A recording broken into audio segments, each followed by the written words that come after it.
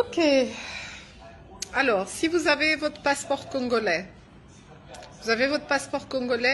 est-ce que vous pouvez ouvrir votre passeport congolais à la première page? Ok. Vous avez pris votre passeport congolais? Ok. Vous avez la date, votre nationalité et tout ça. Sur la droite, vous avez en dessous écrit Minafet. M-I-N-A-2-F-E-T. Allez sur Google. Tapez Minafet. Vous allez tomber sur le ministère de la coopération rwandaise. Donc, les passeports sont congolais, sont tous retracés par les Rwandais. Nos passeports congolais sont tous retracés par les Rwandais. Donc, quand vous obtenez un passeport depuis Kabila jusqu'à maintenant, puisque j'ai quelqu'un qui a son passeport depuis décembre et qui a aussi Minafet écrit dessus.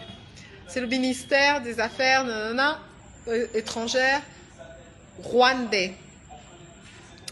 Alors, ça j'ai découvert par quelqu'un de l'Europe et par une autre personne de l'Europe, j'ai découvert que, il m'a dit que dans plusieurs ambassades et consulats congolais, le personnel qui est là sont en fait des cadres rwandais.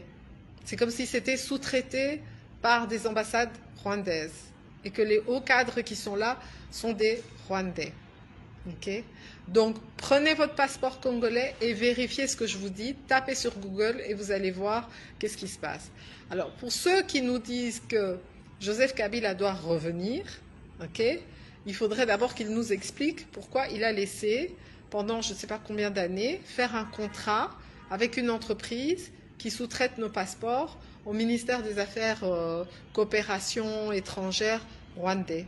Et pourquoi, quand on tape là-dessus, okay, on tombe sur le ministère rwandais. Merci de m'avoir suivi et diffusez ça s'il vous plaît. C'est très important, il faut qu'on trouve une solution, il faut qu'on change ça parce que ça veut dire que toutes les personnes qui ont déjà demandé un passeport congolais sont tracées. Ça veut dire qu'on sait qui vous êtes, on sait où vous habitez, on sait ce que vous faites, on sait où vous allez. Ça veut dire que vous êtes en danger.